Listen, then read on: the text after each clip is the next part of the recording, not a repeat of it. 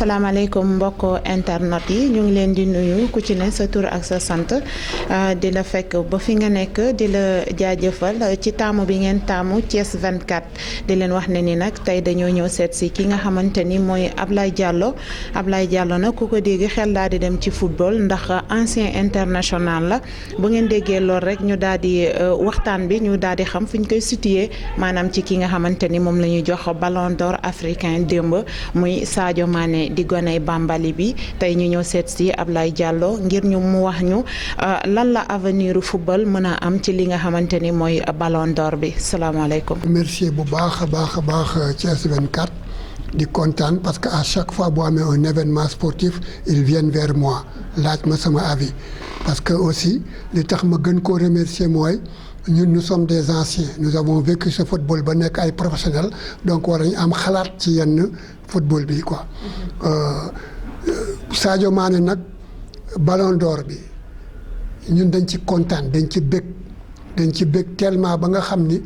dañ ci analyser wane ni non seulement ballon d'or africain la mais dañuy wane ni aussi que suñu football mu ngi commencer dox. parce que 2002 la ko El Hadj Diouf amoon 18 ans après Sadio am ko ça veut dire que maintenant mu ngi commencer dox waaye damay bëgg a indi benn coïncidence rek man bi may jouer Coupe d'Afrique Asmara 68 on était 11 à partir en Europe parce que c'était la grande saignée de l'équipe nationale toog na 18 ans qualifié wul aussi Coupe d'Afrique ba Caire 86 léegi aussi toog nañu 18 ans soog a amaat beneen ballon d'or ce qui veut dire que aujourd'hui ñun dañ ci war a bëgg trop waaw mais man sama xalaat dëgg-dëgg c'est d'abord la personne Sadio Mané parce que Sadio Mané dafa joxe un exemple boo xam ne bii dafay avancer loolu le football sénégalais pourquoi parce que dafay tax goosu sa footballeurs yi ñu am envie mel ni moom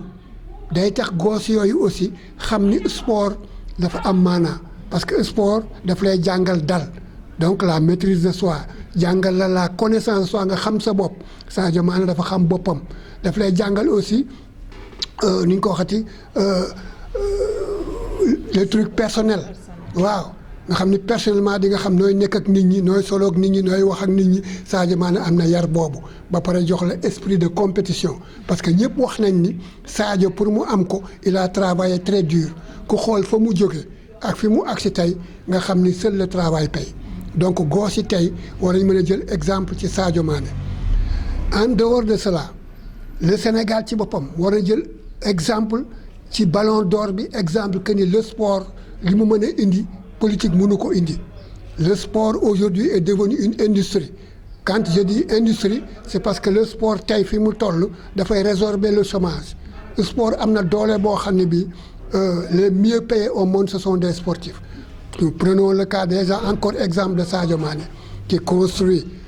une mosquée à Bambali qui construit un CM à Bambali il est en train de construire un hôpital d'une valeur de 2 milliards de francs ba pare tous ses amis ku nekk mu jox la xaalis pour nga liggéey ba pare chaque famille mu leen di jox 50 000 francs kooku vraiment c'est un exemple extraordinaire or joueurs yi sportifs yi war nañ xool ci loolu xool ci Sadio Mané xool ci Gorgui Sy Dieng ñooñu ñëpp c'est des gens yoo xam ils investissent dans le domaine du football et dans le domaine du sport et du basket waaw loolu moo tax ma bëgg wax ni ñun ce ballon d'or là daf ñu yee ci lu bari mooy sunu jeunesse tey war nañ leen a defar ba nga xam dañuy mel ni ay Sadio Mané waaw dañuy war a mel ni ay Sadio Mané pourquoi parce que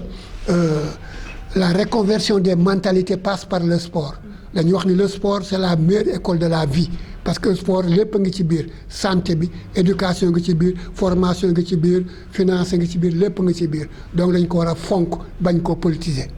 Le sport doit être autonome. waa gis nañu ku mel ni Sadio Mané moom dafa génne fi nga xamante ni moom mooy génération foot tey ci ballon d'or bi Sadio Mané jël ban impact la mën a am ci nawetaan sax laa mën a wax nawetaan. waaw man personnellement j'ai dit l'essor des nawetaan constitue un frein pour le football sénégalais nawetaan jeu de quartier dong la léegi waxatuma la nawetaan sax mais nooraan la waaw parce que maintenant nawetaan ñu ngi joué ba léegi bon la fédération sénégalaise de football moom moo géré le football sur toute l'étendue du territoire national donc 7000 ou 6000 clubs yi nawetaan am fédération moo ko waroon am ce qui permettra à tout le monde de jouer mais d'être affilié à la fédération benn mooy Sadio Mané dafa jaar ci centre de formation académie la jaar muy ay génération foot ce qui veut dire que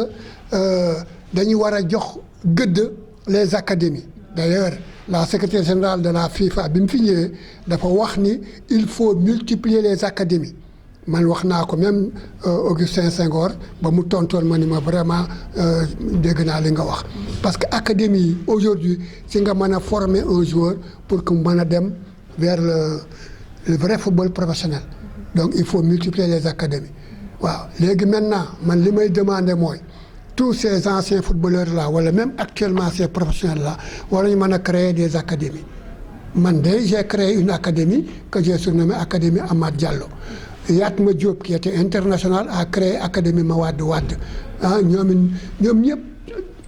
parce que c'est les académies qui peuvent développer notre football académie mooy nekk gos yoo xam ni ils sont toujours ensemble ils s'entraînent ensemble ils jouent ensemble bokkuñu ak les équipes traditionnelles waaw. est-ce que dans ce cas dina tamit baax bu nawetaan jotee ñu daal di dugg ci académie yi daal di jël li nga xamante ni ñoom ñooy joueurs yi daan nañu déggoo autant ñu naan dañu daan jël équipe nawetaan yi joueurs nawetaan yi di leen defal ay test wala ay formation est-ce que loolu ba léegi mu ngi am. xam nga bu njëkk nawetaan dafa nekkoon un football de quartier. C'est pour ñi nga xam ni amuñu woon temps wu football parce que ce sont des universitaires ce sont des gens qui n'ont pas le temps nawetaan jot ñu football nawetaan man même j'ai joué en nawetaan à Bopp à Dakar pourquoi parce que dafa am benn waay bu ñëw rek day teg coupe Jublonki par exemple bon ay Aigle d'Azur ay Mistral ay Bopp ak yooyu affilié wu daal di football 3 mois yi mu jeex mais aujourd'hui dañ ko def une institution dañ ko institutionnaliser ba nga xam ni finalement nawetaan day dem bay ëpp doole la fédération sénégalaise de football bu njëkk nawetaan vivier la woon da ngay jouer nawetaan ñu xam ni gosse bi aay na ñu dem jël la récupérer la nga ñëw football parce que bu njëkk tous les terrains étaient pleins bu ñu nee Jeanne d'Arc Foyer à l'époque wala Jeanne d'Arc Saint-Louisienne Jeanne d'Arc Réveil mais boo teelul dem doo am place mais léegi nag c'est le contraire qui se passe léegi les stades sont vides et les clubs sont des clubs professionnels du ñu am nit ñi duñ bariwuñu du ñu seetaan si donc ces clubs là aussi du ñu mën a fay seen joueurs yi dañuy toog ay 3 mois du ñu mën a fay joueurs pendant ce temps que nawetaan yi les stades sont pleins parce que football de quartier la quartier la day fees del waaye te foofu c'est pas à travers les nawetaan nga jóge directement dem ci équipe professionnelle foog nga jaar par la fédération donc il fallait privilégier la fédération le football officiel. ñu dellu si waat ci Sadio Mané ban avenir la ñuy xaar ci Sadio Mané gannaaw ba mu jëlee li nga xamante ni moom mooy ballon d'or africain bi. mais avenir sur Sadio Mané man pour man waxuma ballon d'or bi sax man dina jël le ballon d'or européen parce que Sadio normalement prochaine fois à la place de Messi ak Cristiano Ronaldo Sadio war nañ ko primer war na ko jël meilleur joueur du monde parce que dafa nekk gosse boo xam ne bi liggéeyam may na ko. il travaille beaucoup il s'organise même sur le plan diététique sax dafa am ku mu embauché kooku di ko xoolal li muy lekk xam nga ni gosse boobu xam ne fu mu jëm xam ne fi mu jóge xam ne fu mu jëm waaye donc c'est un garçon boo xam ne man wóor na ma ni il fera une grosse carrière pour le Sénégal en football te war nañ jël exemple ci gosse boobu nañ ko toppatoo Sénégal yëpp nekk derrière lui pour won ko ni ko actuellement yaa fi ne moo fi ne c'est lui qui parce que Sadio Mané dina tax aussi ñu mën a vendre la destination Sénégal sur le plan tourisme parce que fu ñu ni Sadio Mané rek ni Sénégal oui donc le Sénégal est connu à travers le monde entier parce que foo dem bu fa Sénégal demee Sadio Mané la ñuy laaj donc vraiment ce ballon d'or aussi daf ñu apporter lu bëree bëri sur tous les plans sur le plan destination Sénégal daf ñu apporter sur le plan aussi de la jeunesse un exemple daf ñu apporter aussi sur le plan équipe nationale parce que Sadio rek mën na diriger l'équipe nationale comme ni ko El Hadji Diouf defoon à son temps donc vraiment ce ballon d'or là man dama ci kontaan dama xam ni dëgg-dëgg ñun bu ñu xoolee bu baax ce qu'il faut faire mooy war nañu xam ne le football peut beaucoup nous apporter waaw ñu def nag infrastructure yi parce que le Sénégal l'État dafa war a miser ci sport bi miser ci sport bi aider les clubs professionnels pour que ñoom tam ñu mën a résorber le chômage parce que boo gisee par exemple 14 clubs professionnels de première division 14 clubs de deuxième division club bu ci nekk am nga au moins 30 personnes mais c'est de l'argent c'est résorber le chômage ñooñu dañ leen war a dimbale jéem a fexe nu ñu créer ay structures yu ñu permettre ñu mën a génne d'autres Sadio Mané parce que sans structure sans ñu am comment on appelle ça encore ay infrastructures du ñu mën a génne ñu mel ni Sadio il faut que ñu mettre l'accent sur l'infrastructure gos yi man di football gos yi man di jéem a mel ni Sadio doit être un exemple. oui ensuite beneen bi nga xam man moo ma gën a soxal man gis nga le ministère du sport dañ ko jox budget 20 milliards 20 ou 24 milliards je ne sais pas mais pour développer tout le football national xam nga kooku mënul nekk pendant qu'un seul club européen budget am jege na budget Sénégal benn club donc nga xam ni pour 45 fédérations wala 50 fédérations yu nekk Sénégal 20 milliards mënu ko développer donc il faut que ñun tam ñuy xeex pour que ñuy gën di yokk budget sport bi. waaw au-delà de Sadio Mané Kalidou Koulibaly tamit tudd nañ ko foofu ci ñi nga xamante ni nommé ko ci meilleurs joueurs yi ak ki nga xam ne moom mooy Gana Gueye ñooñu tamit lan nga mën a wax ci ñoom. waaw man li may wax ci ñoom mooy rek c'est des garçons qui sont très sérieux sur le plan football parce que gos yoo xam ni dañoo ils ont beaucoup travaillé ku gis ni Gana Gueye dafa jaar ci centre de formation. waaw ñoom ñëpp c'est des gosses yoo xam ni dañoo gëm li ñuy def dañoo gëm football bi gëm ko ba nga xam moo tax ñu bokk ci le 11 meilleurs nominés yi on en a déjà 3 on a Sadio Mané on a Kalidou Koulibaly en défense Gana Gueye au milieu de terrain nga xam ni kooku c'est l'épine dorsale d'une équipe. oui donc vraiment ñooñu il faut les encourager il faut les pousser à persévérer. waaw waruñu toog rek di leen xool noonu ñooy gànn effort non il faut que le président de la République il faut que l'État sénégalais il faut que les Sénégalais di encourager ñooñu encourager ay Koulibaly encourager ay Gana Gueye pour ñu gën a dem de l'avant ay Ismaïla Sarr et cetera parce que ñooñu ëllëg ñooñu mën a indil yenn trophée yi ñooñu mën a joxal exemple suñu goos yi. waaw wax nga ko sànq nee nga budget Sénégal budget sport bu Sénégal buñ ko dee xayma benn club bu nekk bitim réew rek budget am ëpp na suñu budget Sénégal léegi sànq tamit suñu biir waxtaan hors micro wax nga dañ leen a war a boole yenn anciens internationaux yi ci yenn décision d'instance yi dañ leen ci war a boole pour ñu mën a jëmale footballu Sénégal kanam. voilà li tax ma insiste sax ci loolu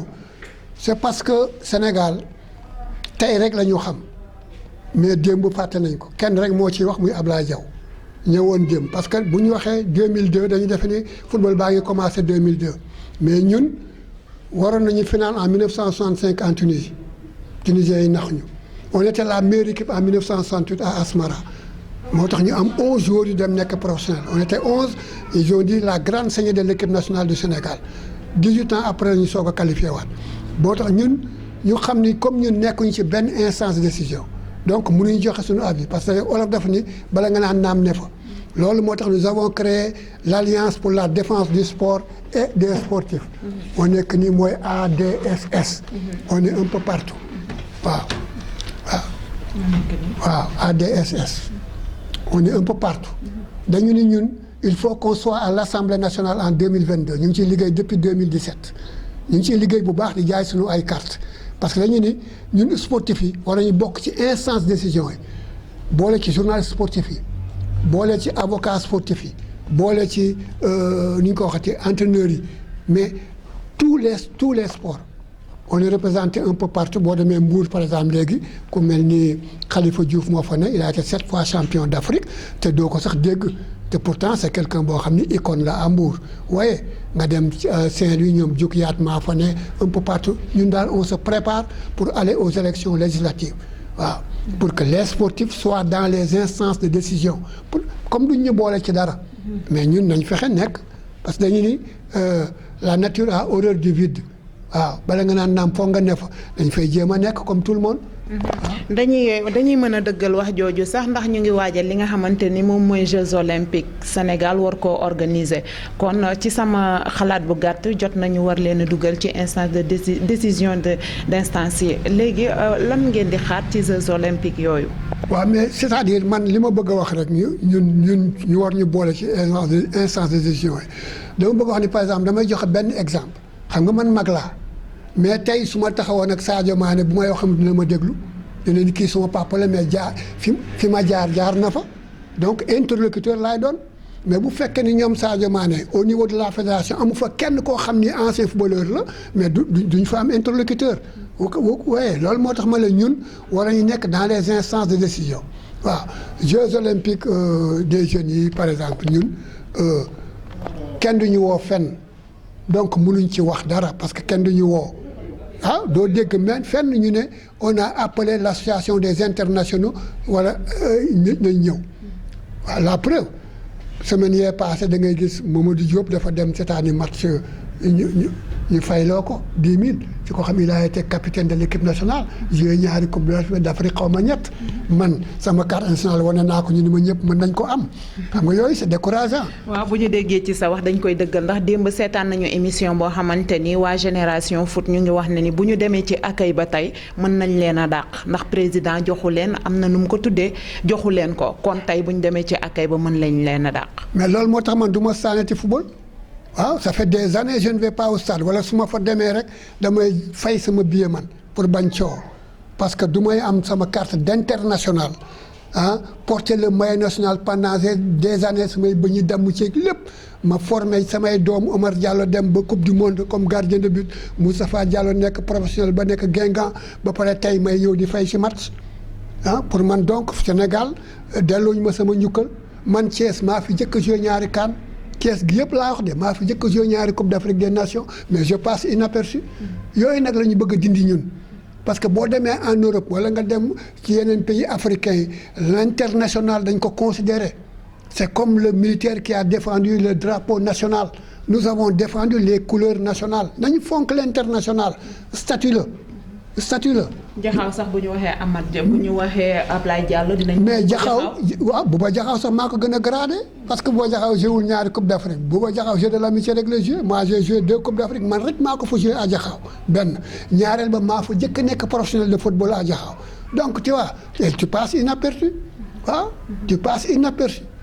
donc moo tax ma ni ñun war nañu jox suñu gëdd di ñu boole ci yenn yi di ñu invité ci yenn yi waaye Ablaye Makhtar Diop en tant que ministre à l'époque moo ko doon def moo daan def bu match international amee mu yónnee ñu ay invitation yu ñu dem loge ak annexe loge mais ñoom faaleetuñu waaw ñoom daal doxandéem yi rek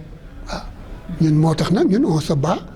pour être représentatif au niveau de l'hémicycle parce que ñun ñoo fi ëpp de sportif yi ñoo fi ëpp waaw donc ñun on se bat mais am na ñoo xam ne dañu toogoon daal di créer force paysanne parce que les paysans les mareyeurs les pêcheurs dañu bari ñu voté leen ñu nekk député ñenn ñi daal di ñëw daal di ni bon chauffeur seeg apprenti yeeg transporteur yi dañoo bari ñooñu voté ñu nekk député ñenn ñi jaar ci confrérie yi am ay député mais ñun ani ñu nous sommes nulle part assemblée nationale gis nga fa benn bu ñu leen sportif fa nga fa est-ce que gis nga ko amu fa. amu ci fenn duñu maire duñu adjoint au maire duñu dara waaye te sport tey moo fi ëpp doole donc ñun on a dit il faut que ñu jël suñu responsabilité. créé nga académie Amath Diallo mën nañu xam académie bi fan la nekk ak naka lay doxee. waaw l'académie actuellement ñu ngi ko créé ñun en 2010 dañu créé woon académie bi logé gosses on avait logé 35 gosses dont 10 gosses de Kolda et consorts bon bi ñu loué benn. Local di fay 125 000 francs par mois affilié à la fédération yëpp bon malheureusement bon c'était très cher bon les parents ne payaient pas aussi 10 000 francs yi ñu doon laaj léegi maintenant nous allons les loger au lycée technique préfet bi mu ngi koy toppatoo pour que ñu loger suñu gosse au lycée technique nga xam ne ils seront internés 24 joueurs la ñuy interné ñun 20 joueurs de champ 4 joueurs yoo xam ni c'est des gardiens de but waaw ñu ngi ci di ci liggéey aussi waaw fii nag mooy siège bi. waaw kon yéen a ngi ñaan yàlla bés ñëw ku mel ni Sadio Mané génn ci seen. moom la ñuy ñaan ñu bari sax ñu mel ni Sadio Mané génn ci waaw parce que nous avons des gosses qui sont excellents mais nag il faut que moyens yi nag man maa ngi koy toppatoo di régler yëpp quoi waaw. ñu ngi jaay suñu carte de membre d'honneur 20 000 francs di jaay suñu carte adhérent à 5 000 francs ñoo xam ni ñoom ñoo war a jàppale académie Amath Diallo. au-delà de ça infrastructure yi wax nga ko manqué na fii ci diwaanu Thiès ndax dina yomb pour ngeen tàggat ñooñu. dina yomb pour ñun parce que ñun au niveau de lycée technique dañu amoon contrat ak ñoom boo xam ne bii dañu am ñaari terrain foofu salle de gym ak dortoir 12 chambres ak restaurant bi léegi keneen moo ko jël koo xam ne kii mu ngi koy développé moom moo ko moom mais ñun dañu am suñu ñaari terrain foofu dortoir 12 chambres plus maintenant salle de gym waaw. lan mooy doon say kàddu yu mujj ak conseil bi ngay lancé jeunesse sportive bu Sénégal. mais conseil yi may lancé jeunesse sportive mooy sport dafa toll foo xam ne léegi métier la waaw te aussi ku bëgg dara foog nga def dara ku bëgg akara foog nga ñeme kaani donc les gosses qui veulent vraiment percer dama bëgg ñu xam ni liggéey la il faut que ñu liggéey xam ni sportif dafa am lu mu laaj. dafa am lu mu laaj sur le plan hygiène sur le plan yëpp daal teel a tëdd manger à des heures régulières et cetera donc daal dama bëgg goos yi tey ñu xam ni sport bi léegi liggéey la waaw donc vraiment man pour man sport yoon la daal pour développer le pays la waaw. xamante ni moom mooy Ablaye Diallo di ancien international dégg ngeen ko ni mu ko waxee ñaari doomam ba léegi ñu ngi ci équipe nationale muy Omar Diallo ak ki nga xamante ni 2002 moo nekkoon gardien bi ak Moustapha Diallo tamit nekkoon international kon yaakaar naa ni li mu fi wax gouvernement bi dinañ ko dégg bu baax a baax jàppale ñi nga xam ne ñooy ancien international yi di leen jël ñuy waxtaan ci yenn décision yenn décision yi ñuy dogal ci réew mi di leen wax ne ni ki nga xamante ni moom mooy Ablaye Diallo da doon wax li nga xam ne moom mooy ballon d'or africain bi Sadio Mané jël niki démb di ñaax yeneen sportif yi nekk bi Sénégal di leen wax ne ni sport au-delà de sport bi tamit social dina ci baax wax nañu tamit ci li nga xamante ni moom mooy jaar-jaaram ci wàllu football li leen metti ak la ñu daan gagné ca jamono yooyu di wax na leen tamit li nga xam ne moom moo jëm ci académie football bi nga xamante ni créé na ko fii ci diwaanu Thiès di leen jox dig daje incha allahu ba beneen yoon.